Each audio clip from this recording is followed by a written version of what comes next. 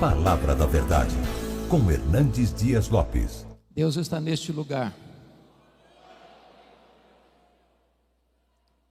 E o Deus que está presente é o Deus que fala.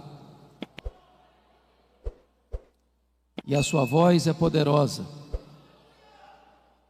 A sua voz é irresistível. E você escuta a voz de Deus quando você abre a sua Bíblia. Então abra a sua Bíblia comigo e vamos ouvir a voz de Deus ao nosso coração. Abra em Joel, profeta Joel, capítulo 2.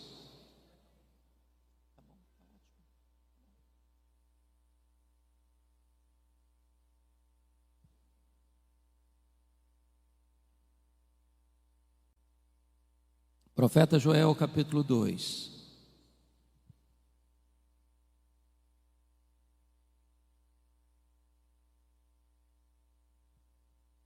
Nós vamos ler dos versos 12 ao verso 17, Joel capítulo 2. Ainda assim, agora mesmo, diz o Senhor, convertei-vos a mim de todo o vosso coração, e isso com jejuns, com choro e com pranto. Rasgai o vosso coração e não as vossas vestes, e convertei-vos ao Senhor, vosso Deus, porque Ele é misericordioso e compassivo, e tardio em irar-se, e grande em benignidade, se arrepende do mal. Quem sabe se não se voltará e se arrependerá, e deixará após si uma bênção, uma oferta de manjares e libação para o Senhor nosso Deus. Tocai a trombeta em Sião, promulgai um santo jejum, proclamai uma assembleia solene, congregai o povo, santificai a congregação, ajuntai os anciãos, reuni os filhinhos e os que mamam.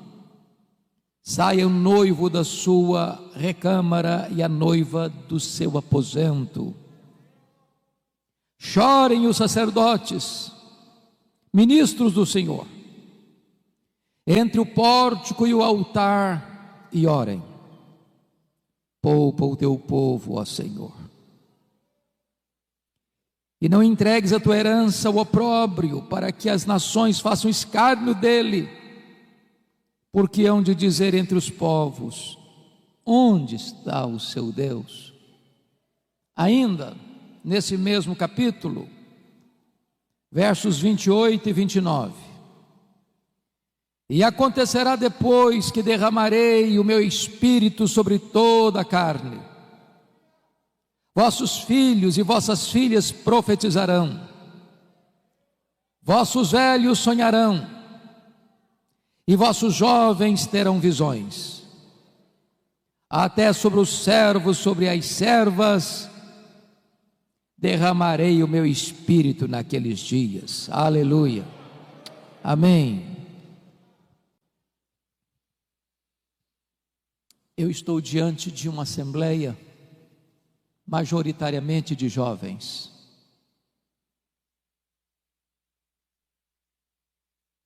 Eu quero dizer a vocês, jovens, e aos demais irmãos, como vocês todos bem têm ciência de que nós estamos vivendo os tempos mais críticos, mais difíceis, mais amargos das últimas gerações.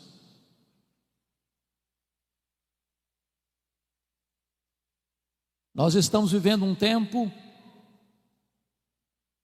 onde concentradamente e deliberadamente forças sobre-humanas e forças das trevas têm agido sem pausa para destruir os fundamentos da família, da igreja, da sociedade. Certamente há uma grande onda de cristofobia no mundo.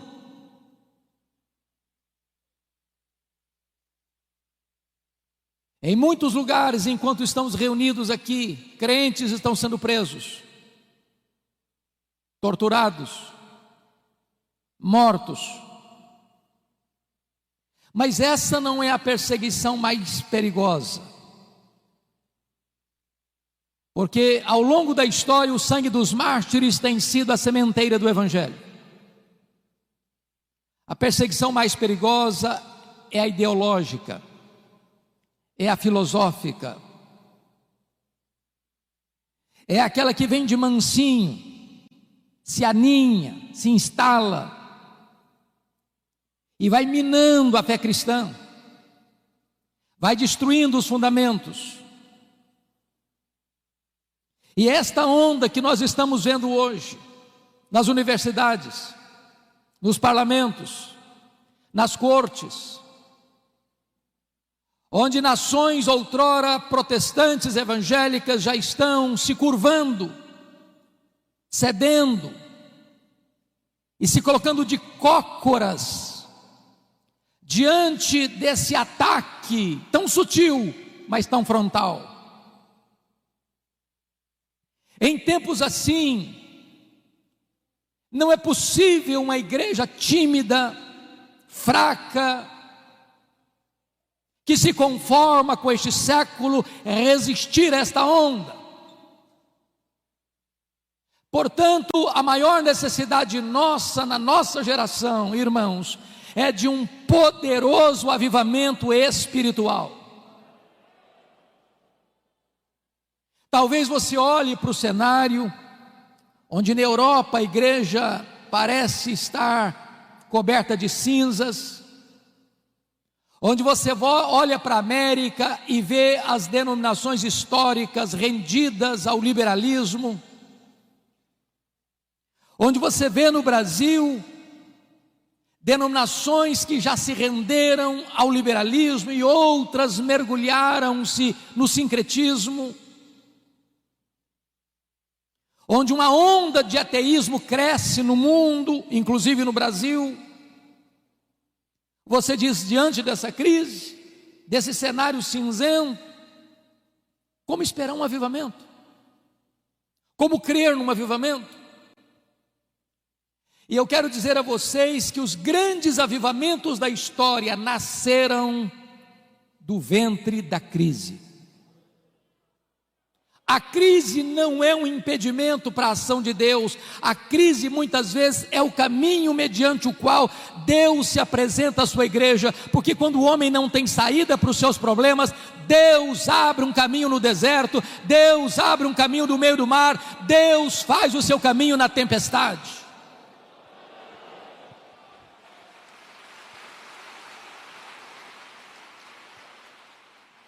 E eu queria que você, com a Bíblia aberta no texto comigo, eu preciso que você esteja com a sua Bíblia aberta no texto, para nós entendermos qual era a crise que o profeta Joel estava descrevendo para propor um avivamento ou uma volta profunda para Deus. Por favor, olha comigo. No capítulo 1, versículo 4, para uma cultura daquela época agropastoril, ou seja, o povo só podia sobreviver da agricultura e da pecuária. Olha comigo o verso 4, o que está acontecendo? O que deixou o gafanhoto cortador, comeu o gafanhoto migrador. O que deixou o migrador, comeu o gafanhoto devorador. O que deixou o devorador, comeu o gafanhoto destruidor. O gafanhoto é um inseto que encontra pela frente um pomar e deixa para trás um deserto. O gafanhoto é um inseto que come e defeca ao mesmo tempo. E esses 4 bandos de gafanhotos trouxeram uma devastação total para a agricultura daquele tempo. Se não bastasse isso, em segundo lugar, veja comigo o verso 10, capítulo 1. o campo está assolado e a terra de luto, porque o cereal está destruído, a vide se secou, as olivas se murcharam. O que você nota aqui é um cenário de seca severa. As chuvas não descem, o solo não produz, não tem alimento, os armazéns estão vazios, os celeiros estão vazios, a mesa está sem comida. Mas em terceiro lugar, olha comigo o verso 12 deste capítulo 1. A vide se secou, a figueira se murchou, a romeira também e a palmeira, entenda-se aqui a tamareira, e a macieira, todas as árvores do campo se secaram, e já não há alegria entre os filhos dos homens. Se você percebeu, todas estas árvores descritas são frutíferas, a base da economia, a base da comida na mesa, a base da sustentação do povo. Estamos falando de uma crise de sobrevivência, não só de um ataque de insetos, mas de uma seca severa. Mas tem mais. Olha comigo o versículo 17. A semente mirrou debaixo dos seus torrões, os celeiros foram assolados, os armazéns derribados, porque se perdeu o cereal. Em outras palavras, mesmo diante da seca e do ataque de insetos, o povo ainda pegou as suas poucas sementes que tinham e apostou na esperança e plantou na esperança de que aquela semente pudesse ser regada por uma chuva e pudessem ter colheitas. Mas até esta semente morreu mirrada no ventre da terra. Mas tem mais. Como é que fica diante disso a pecuária? Olha o verso 18. Como geme o gado, as manadas de bois estão sobremodo inquietas, porque não tem pasto, também os rebanhos de ovelhas estão perecendo. Em outras palavras, agora não só não tem fruto, como não tem gado, como não tem carne, como não tem leite, como não tem manteiga, como não tem provisão, como não tem comida. A nação está assolada por uma crise financeira sem precedentes.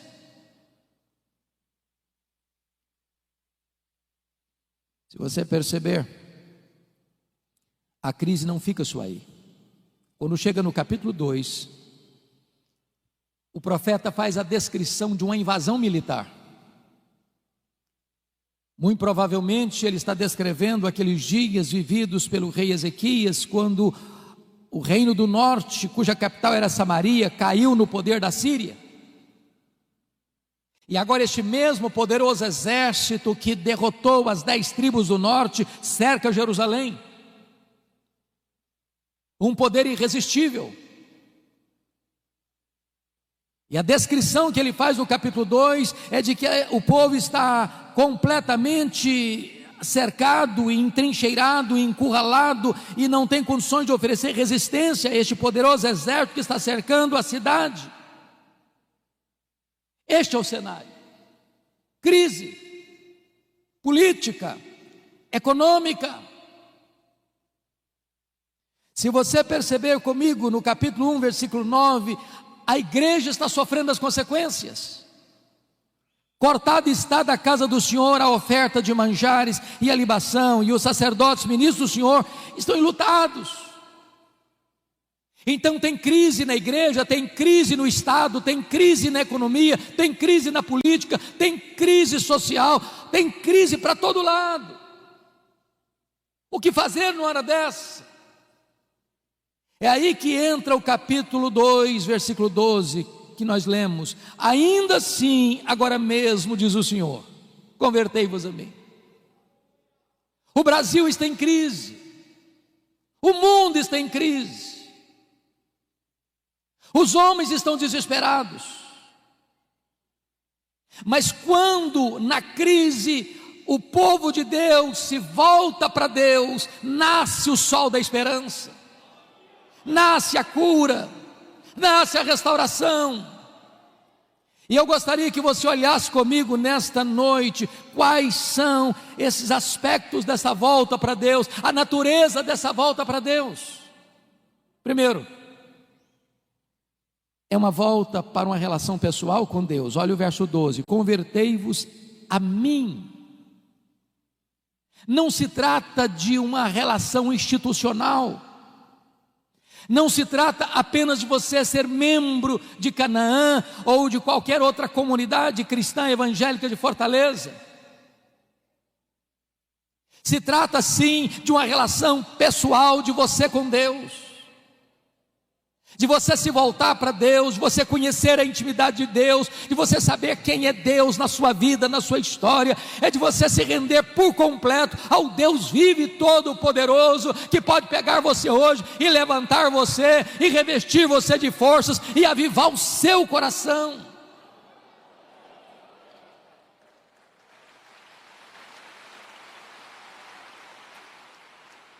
Mas em segundo lugar, irmãos, esta volta é uma volta com profundidade, porque o texto diz: convertei-vos a mim de todo o vosso coração. Não é aquela volta para Deus porque o calo está doendo, não é aquela volta para Deus porque você está desempregado, não é aquela volta para Deus porque você está enfermo, não é aquela volta para Deus porque o seu casamento está abalado, não é aquela volta para Deus para resolver um problema familiar urgente. Você pode ter todas essas motivações, e é bom que você volte nessas circunstâncias, mas quando o problema vai embora, quando a situação se resolve, muita gente se volta para trás e continua longe de Deus do mesmo jeito. Como diz o profeta Oséias: ó Israel, o teu amor cedo passa. Deus quer que você se volte para Ele com profundidade, de todo o seu coração, que Ele seja o amado da sua alma, que Ele seja o prazer da sua vida, que Ele seja o deleite do seu coração, que Ele seja a sua maior riqueza, que Ele seja o seu maior tesouro, que Ele seja a sua riqueza e a sua herança.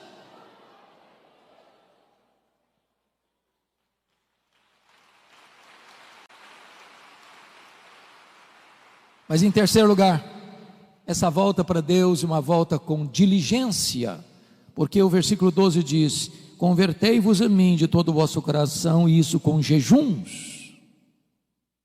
Parece-nos que este é um exercício espiritual, uma disciplina espiritual desprezada nos nossos dias. O que é jejum? Qual foi a última vez que você jejuou para se voltar para Deus? Jejum é quando você se abstém do bom pelo melhor. Quando você come, você se alimenta do pão da terra. Mas quando você jejua, você se alimenta do pão do céu.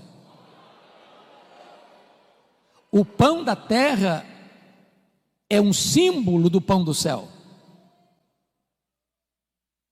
Mas quando você abre mão do pão da terra para jejuar, você está dizendo que o pão do céu é mais importante e é mais saboroso do que o pão da terra. Jejum é fome de Deus. A nossa geração está tão acostumada com o sabor do pão da terra que perdeu o sabor do pão do céu. A nossa geração está tão acostumada com o pão da terra que perdeu o apetite pelo pão do céu. E nós precisamos buscar a Deus, entendendo que não só de pão vive o homem, mas de toda a palavra que procede da boca de Deus.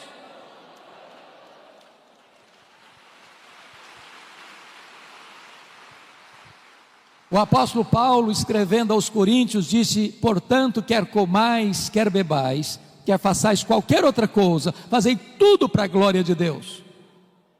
Nós comemos para a glória de Deus e nós jejuamos para a glória de Deus. Então você pergunta: se eu como para a glória de Deus e se eu jejuo para a glória de Deus, qual é a diferença então entre comer e jejuar?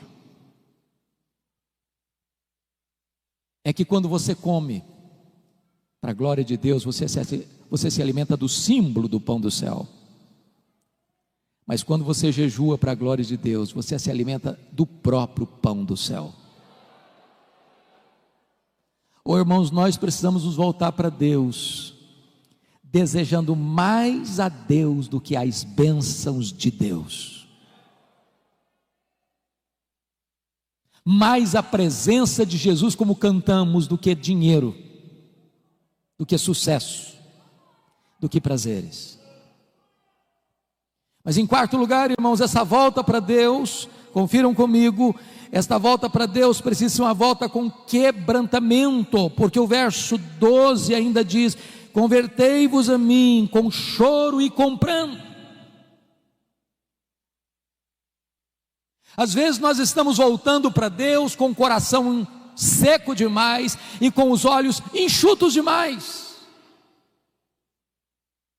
Qual foi a última vez que você chorou voltando-se para Deus? Qual foi a última vez que você chorou como Neemias chorou ao saber da realidade dramática do seu povo, o estado da sua igreja? Qual foi a última vez que você chorou como Davi chorou ao ver a sua família nas mãos do inimigo?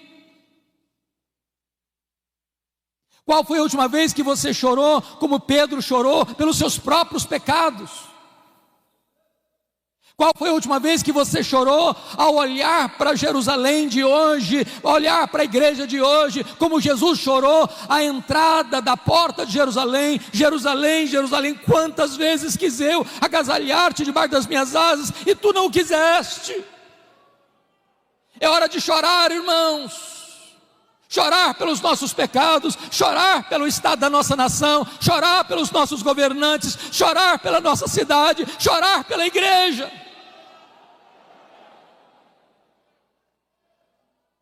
Mas notem mais, esta volta para Deus, em quinto lugar, precisa ser uma volta com sinceridade, porque o verso 13 diz: rasgai o vosso coração e não as vossas vestes, e convertei-vos ao Senhor vosso Deus. O que significa isso? Esta cerimônia de rasgar as vestes acontecia quando alguém ficava muito chocado, atônito com a situação de escândalo, de vergonha, de pecado, de opróbrio. Então, quando as pessoas viam alguma coisa muito triste, muito dolorosa, muito escandalosa, e elas ficavam com um senso de vergonha diante daquela realidade, eles rasgavam as roupas. Mas de repente, a cerimônia ou o fato de rasgar as roupas foi se tornando um hábito, um costume, e virou um emblema de uma espiritualidade hipócrita, mentirosa, uma espiritualidade cênica, um teatro espiritual. E sabe, irmãos, não tem nada mais perigoso do que o nosso coração enganoso. De repente nós começamos a fingir uma espiritualidade que não temos.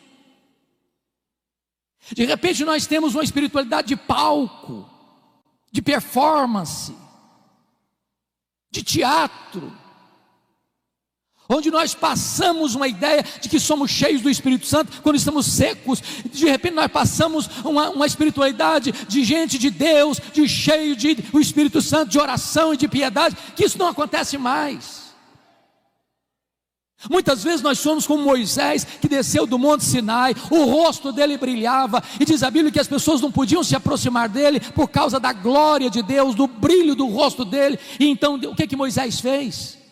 Ele pôs um véu no rosto, para que as pessoas pudessem se aproximar.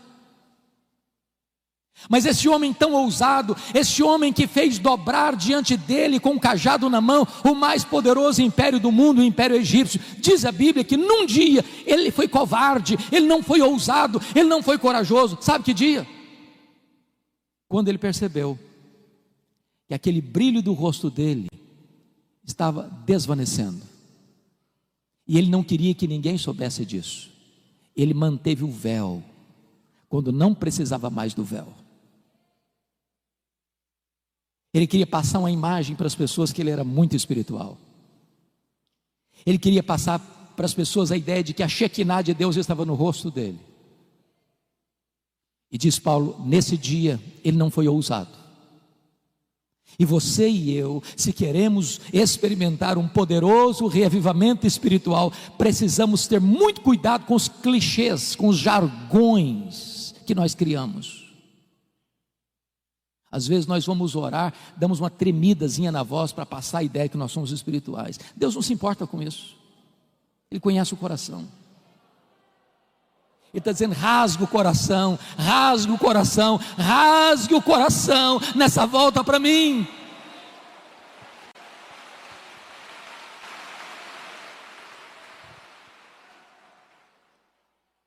Mas notem comigo, irmãos, segundo ponto que eu quero dizer para você, não só a natureza desta volta, mas a urgência dessa volta. Olha no começo do verso 12, quando ele diz: ainda assim agora mesmo. O que ele quer dizer, ainda assim agora mesmo, convertei-vos ao Senhor? Se você prestou atenção na narrativa do capítulo 1 e do capítulo 2, a situação era de crise, a economia combalida, a igreja sem suprimento e o sacerdote chorando, não tem dízimo, não tem oferta. Se você olha para o campo, não tem fruto. Se você olha para o pasto, o gado está morrendo de fome e de sede. Se você olha para o cenário político, o poder de um império invasor está pronto para tomar a cidade. A crise é medonha, mas Deus está dizendo: ainda assim, agora mesmo, se vocês se voltarem para mim, se converterem a mim, eu mudo esse cenário, eu altero esse cronograma, eu transformo essa realidade triste numa situação de alegria e de vitória.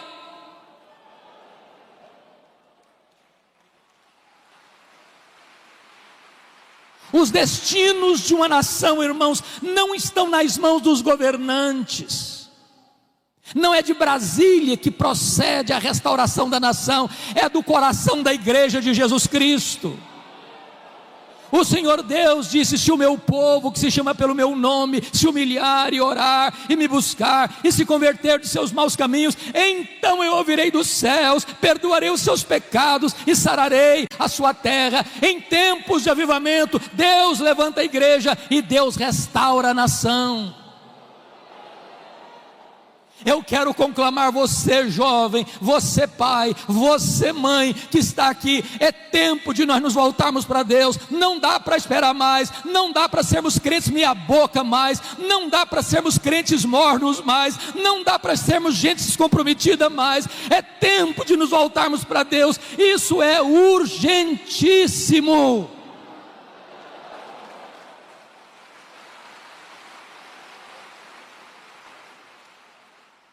Mas em terceiro lugar,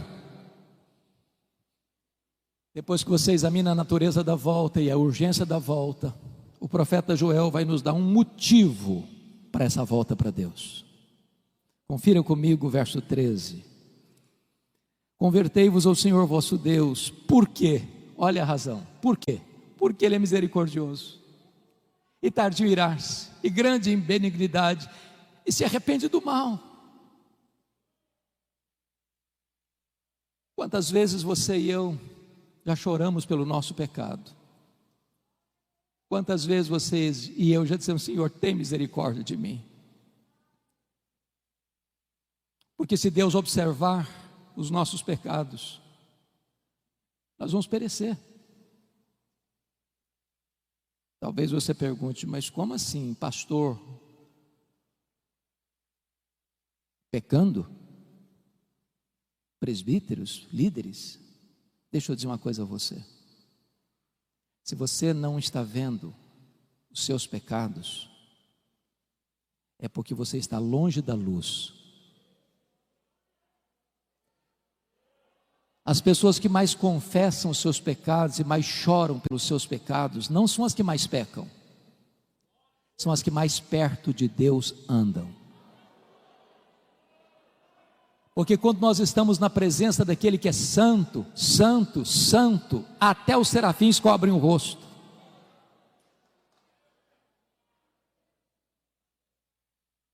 Talvez uma das maiores necessidades nossas, meus irmãos, é que Deus abra os nossos olhos para entendermos quão santo é o nosso Deus. E este Deus é o Deus que é compassivo e benigno. Ele habita lá no alto e sublime trono, mas Ele habita com abatido e contrito de coração. E se você se voltar para Ele, Ele se volta para você. Se você correr para Ele, Ele vai abraçar você, Ele vai tirar suas vestes sujas, Ele vai restaurar a sua vida, Ele vai fazer uma festa com a sua volta, e você vai ter uma alegria tão gloriosa e bendita da comunhão com Ele. Então você e eu não temos que fugir de Deus, nós temos que correr para Deus. Se você, jovem, está pecando contra o seu Deus, se você caiu, se você desobedeceu, se você está longe de Deus, não fuja de Deus, fuja para Deus. Ele é o abrigo, Ele é o perdoador, Ele é o restaurador, Ele cura, Ele liberta, Ele salva, Ele levanta, Ele enche com o Espírito Santo, Ele usa a sua vida para a glória do seu nome. É a misericórdia dEle que nesta noite deve nos levar de volta para os seus braços.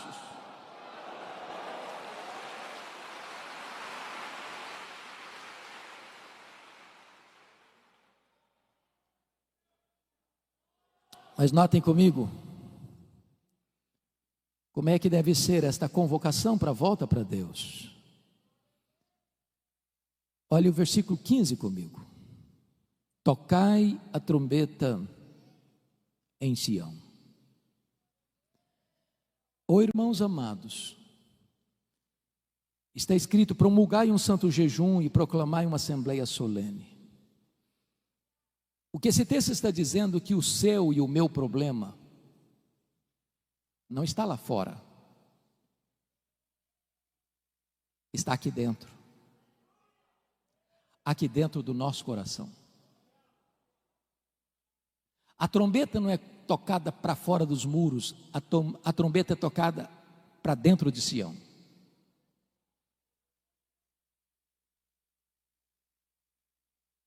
Somos nós que temos que fazer um concerto com Deus. Somos nós que temos que nos voltar para Deus. O mundo lá fora não conhece a Deus. Eles estão atrás, não agora por causa da pandemia, mas nesse período atrás de um carro elétrico, numa passarela de carnaval, ou jogando droga nas veias, ou se embriagando, ou se prostituindo, ou correndo atrás de seminários de autoajuda, ou talvez de misticismo, de sincretismo, porque eles estão com um vazio enorme na alma, e eles não encontram a forma de preencher esse vazio. Mas você e eu conhecemos a Deus, você e eu sabemos que Deus é a fonte da vida, você e eu sabemos que só Deus satisfaz a nossa alma, e é hora de nós nos voltarmos para Deus. A trombeta precisa ser tocada aqui, porque o juízo começa pela casa de Deus.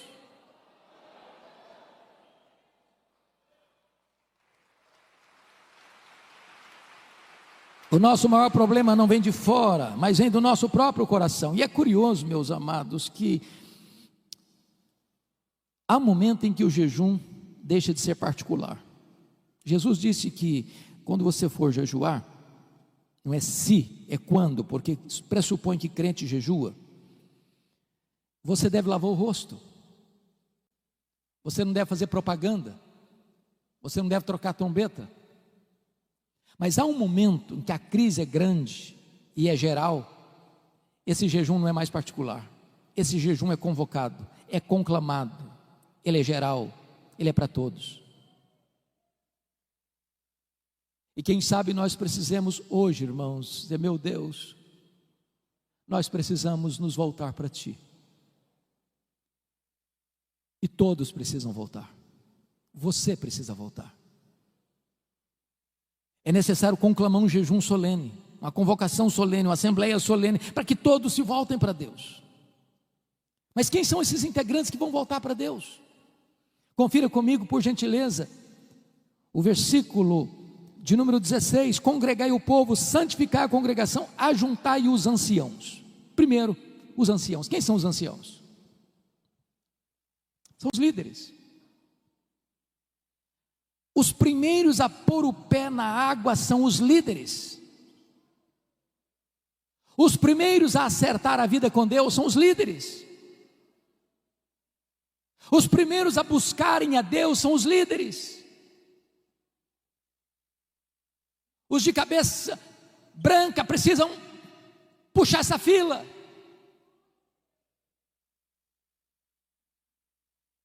E eu estou certo de que a liderança desta igreja está incomodada, e está desafiada, está desejosa de conclamar esta congregação a se voltar para Deus. E esta liderança está botando o pé na frente: estamos aqui, venham conosco. Mas quem mais precisa se voltar? Olha comigo o versículo 16: congregai, ajuntar os anciãos, reunir os filhinhos. E esta é uma expressão para a juventude. Lugar de jovem curtir a vida não é no mundo. Lugar de jovem viver a plenitude da vida é na presença de Deus. E eu quero convidar você, adolescente, eu quero convidar você, jovem, a colocar a sua juventude nas mãos de Deus e a buscar a Deus.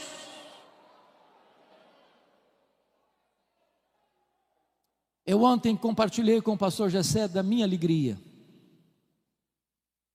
de vê-lo convocando a juventude para um café, que não era um café, era um encontro, um bate-papo sobre as coisas mais importantes, que esta geração de cabelos brancos, esta geração de anciãos está dizendo: nós já cumprimos o nosso ministério, estamos concluindo o nosso ministério, mas esse ministério não vai parar, esse ministério não vai ser interrompido, esse ministério não vai acabar. Nós estamos passando o bastão para a nova geração, e esta nova geração precisa estar imbuída do mesmo propósito, conhecendo a Deus, amando a palavra de Deus, comprometida com a palavra de Deus, para pregar a palavra de Deus no poder do Espírito Santo de Deus, para que a igreja de amanhã, a igreja, a segunda geração, seja mais viva, seja mais cheia do Espírito Santo, seja mais comprometida do que a geração atual. Você, jovem, não está dispensado deste encontro com Deus. Se você olhar para a história da igreja, talvez os dois maiores avivamentos depois da reforma do século XVI aconteceram sob a liderança de jovens. O avivamento da Inglaterra do século XVIII começa com estudantes da Universidade de Oxford. Avivamento que levanta a igreja das cinzas e que restaura a nação de uma crise medonha. No começo do século XX, no país de Gales, um país marcado pela jogatina e pela prostituição, o avivamento começa com um adolescente, Evan Roberts. E durante 6 meses, 100.000 pessoas salvas, a nação impactada, os estádios de futebol ficaram vazios e as igrejas lotadas, e Deus restaurou aquela nação. Então eu quero conclamar você, adolescente, eu quero conclamar você, jovem, para você se voltar para Deus e experimentar um poderoso avivamento em seu coração nesses dias. Mas quem mais deve se voltar? Confira comigo o versículo 16: também reuni os que mamam. Eu tenho visto muita gente: não, criancinha não pode ir para a igreja, é muito melindroso, é muito pequenininho, é muito sensível, é muito vulnerável. Na nossa geração, traziam-nos para a igreja, quase que logo depois do parto. Estamos vivos até hoje. Igreja é lugar de criança. Criança precisa vir para a igreja desde a meninice mais tenra, no braço do pai, no braço da mãe, no colo do pai, no colo da mãe, porque é aqui que ele começa a aprender, a conhecer a palavra de Deus, a amar a palavra de Deus e a conhecer a igreja do Deus vivo. As crianças não estão dispensadas nessa coletividade de buscar ao Senhor.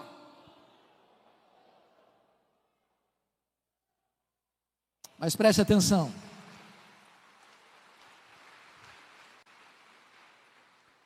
Quem é que deve buscar o Senhor? Diz o texto no verso 16: sai o noivo da sua recâmara e a noiva do seu aposento. O que significa isso? Vocês que conhecem a Bíblia sabem que na cultura judaica, quando um rapaz se casava, uma moça se casava, esse rapaz era dispensado do serviço militar durante 1 ano, para desfrutar da vida conjugal. Deus está quebrando aqui um protocolo. Deus está aqui dizendo o seguinte: olha, essa busca, esse acerto com Deus é tão urgente que você interrompe a lua de mel. Até no dia das núpcias de um rapaz e de uma moça, ele e ela não estão dispensados desta volta para Deus, desta busca de uma restauração espiritual. Mas o que me marca profundamente, irmãos, é que no verso 17, Deus destaca alguém nessa busca, porque está escrito: chorem os sacerdotes ministros do Senhor. Quem são os sacerdotes? Os sacerdotes eram aqueles que ensinavam a lei. Os sacerdotes eram aqueles que oravam pelo povo. Os sacerdotes eram aqueles que ofereciam sacrifícios pelo povo. Há um peso maior nos ombros dos pastores. Talvez você não imagine. Você vê pastores aqui à frente, o peso que eles sentem nos seus ombros, pelas ovelhas. E a ordem que Deus dá para nós pastores é chorar. Chore os ministros, sacerdotes do Senhor. E o que deve levar um pastor a chorar num tempo de crise, buscando avivamento? Primeiramente, é o amor ao povo de Deus, para que ele não seja opróbrio, para que não seja motivo de vergonha. A igreja evangélica brasileira, irmãos, está sendo mais conhecida na mídia pelos seus escândalos, líderes presos, acusados dos crimes mais vergonhosos. E nós pastores precisamos chorar, dizer: meu Deus, não deixa a tua noiva passar vergonha, não deixa a tua igreja ser enxovalhada neste mundo, não deixa a tua igreja ser motivo de piada no mundo, não deixa a tua igreja passar por esse vexame público. Salva o teu povo disso. Mas em segundo lugar, os sacerdotes precisam chorar por uma outra motivação: o zelo pela glória de Deus. Porque hão de dizer entre os povos: onde está o seu Deus? O líder precisa ter paixão pela glória de Deus, zelo pelo nome de Deus, porque quando a noiva está suja, quando a noiva está indiferente, quando a noiva perdeu o seu primeiro amor, a glória de Deus, a honra de Deus é questionada no mundo. Cadê Deus? Por que Deus não age? Por que Deus permite isso? Por que a igreja está desse jeito?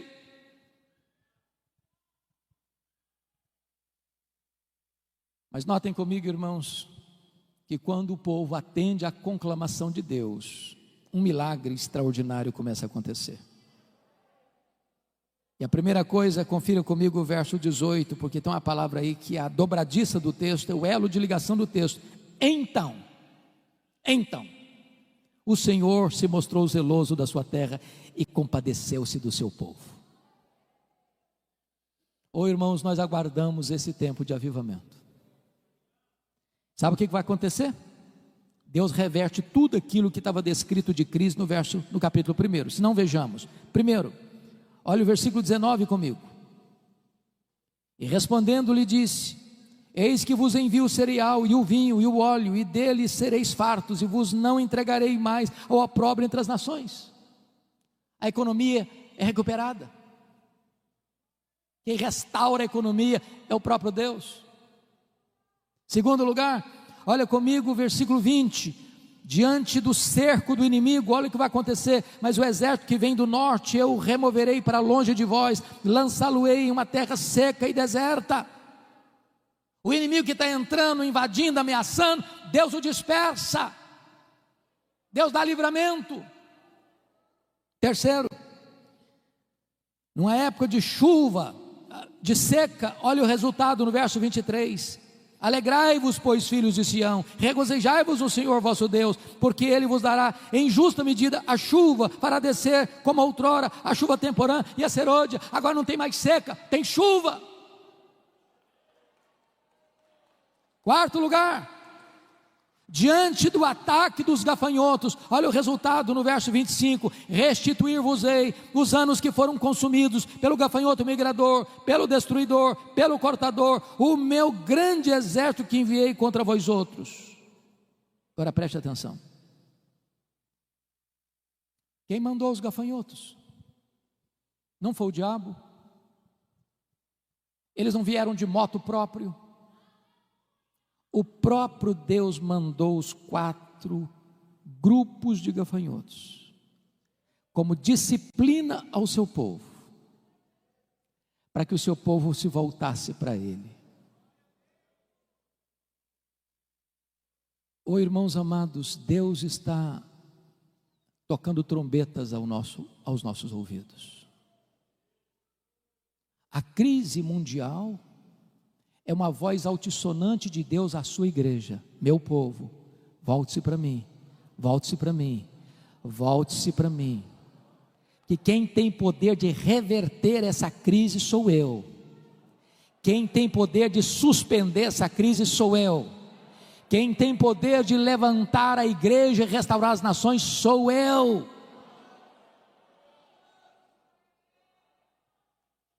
Mas em último lugar, irmãos, preste bem atenção no que eu vou lhes dizer. Nós cantamos isso aqui hoje. Sabe qual era o maior problema do povo? Não era a seca, não era a falta de fruto no campo, nem de gado no curral. O maior problema do povo nem mesmo era um exército inimigo tentando atacar. O maior problema da igreja, preste atenção nisso, não é nem a presença do diabo. O maior problema da igreja é a ausência de Deus.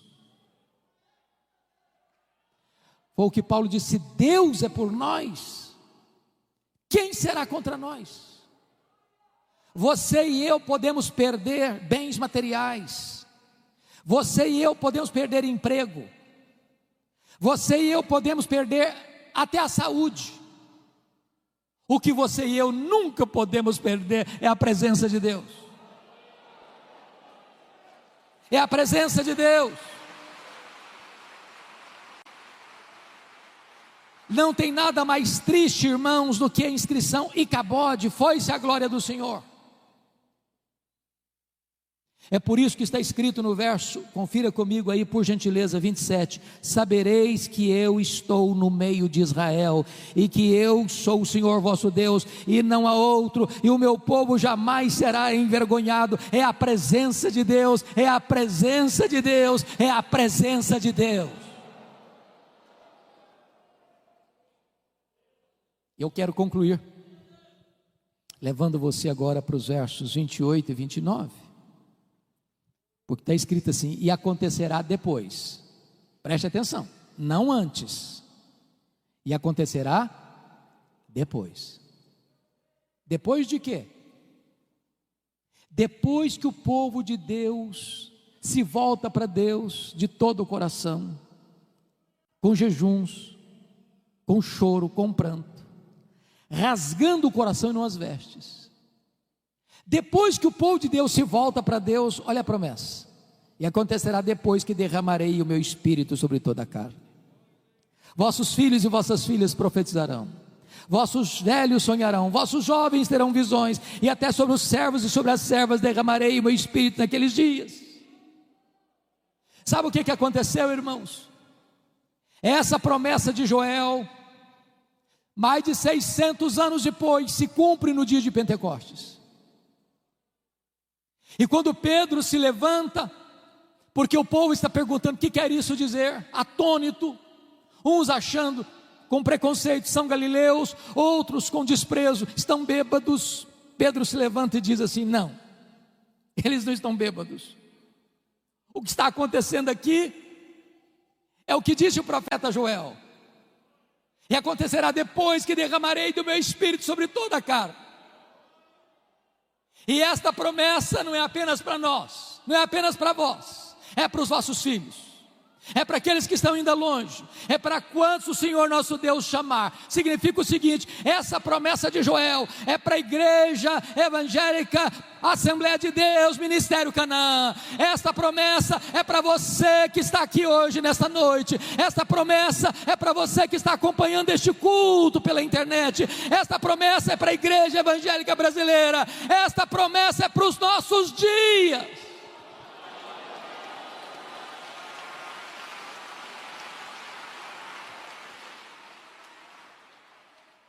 E notem vocês que quando Deus derrama do seu Espírito, Ele vai rompendo todas as barreiras humanas, porque não tem gênero, é sobre os filhos e sobre as filhas. Também preste atenção, não tem idade sagrada, é para os velhos e é para os jovens. E também não tem classe social, é até para os servos e para as servas.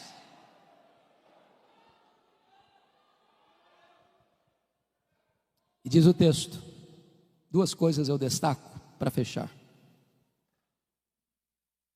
Vossos filhos e vossas filhas profetizarão. Ô pastor, como é bom ter a perspectiva de ver jovens se levantando para pregar. Deixa eu lhes dar um pequeno testemunho. Quando eu nasci, minha mãe me consagrou para Deus, para ser pastor, porque ela tinha que fazer uma escolha entre a vida dela e a minha. O médico disse, não dá para salvar os dois, tem que fazer uma escolha. E a minha mãe disse, eu não abro mão desse filho, estou pronto a morrer por ele, a dar minha vida para ele, mas eu não desisto dele. E a minha mãe fez um voto para Deus e disse, se esse filho sobreviver, eu quero que ele seja um pastor, eu o consagro para ser um ministro do Evangelho. Deus ouviu a oração da minha mãe e eu nasci. Mas a minha mãe sábia que foi, nunca me contou esse projeto dela com Deus, porque ela não queria que eu fosse sugestionado para um seminário. Ela queria que Deus me chamasse. E o meu sonho de criança, de adolescência e de juventude, era ser advogado e político. Eu não abria mão de assistir todos os comícios da minha cidade. No dia que eu fiz 18 anos, eu tirei meu título, me filiei num partido e tinha sonhos. E um dia eu estou conversando com um homem de Deus e disse para ele, depois que eu realizar os meus sonhos, que eu for um homem bem sucedido profissionalmente, eu vou entrar num seminário, fazer teologia e me preparar para servir a Deus melhor.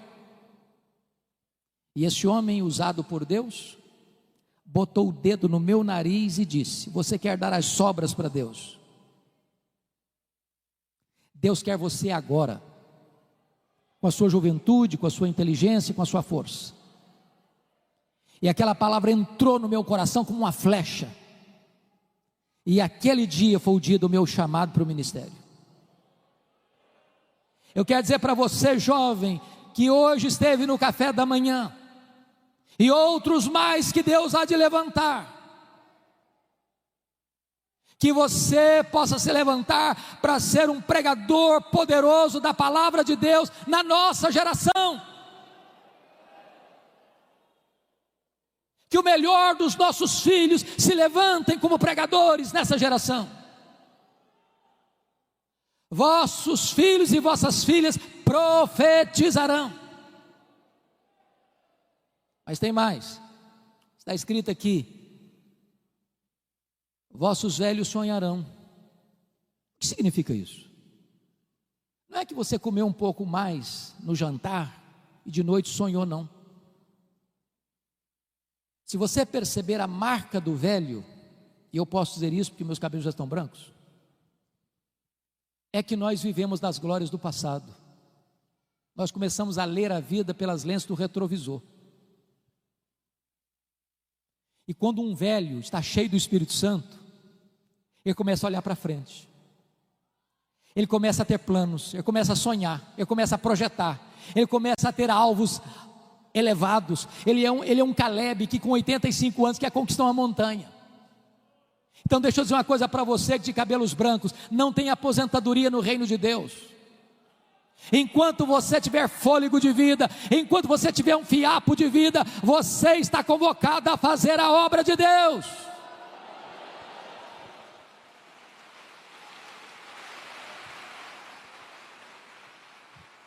Não é hora de você vestir um pijama, não é hora de você ficar numa cadeira de balanço, é hora de você se levantar e usar a sua sabedoria, e usar o seu conhecimento, e usar a sua experiência, e usar as forças que Deus vai lhe dar, para ser uma bênção nas mãos de Deus.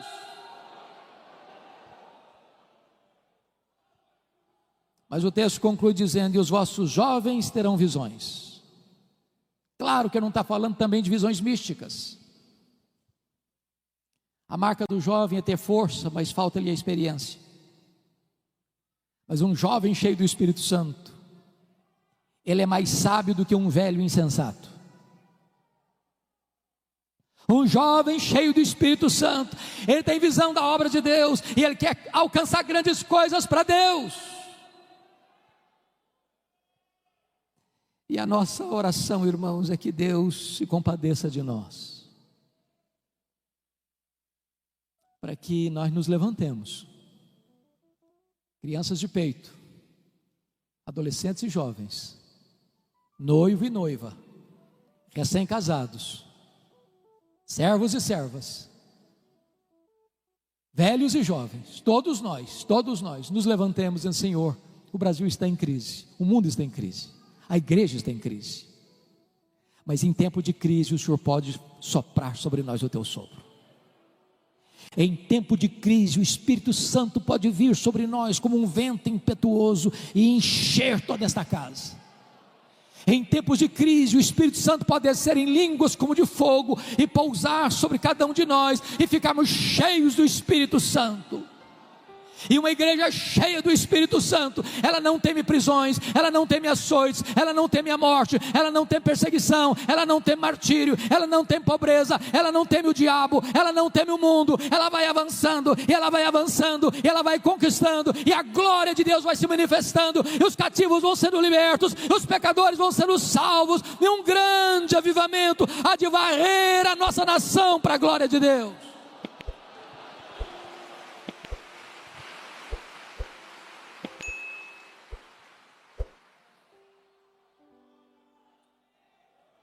Você quer esse avivamento, irmão?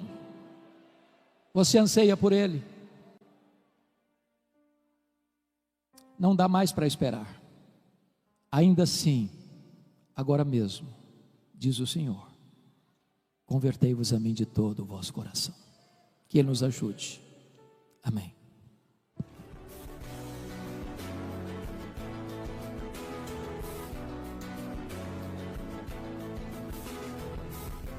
Palavra da Verdade, com Hernandes Dias Lopes.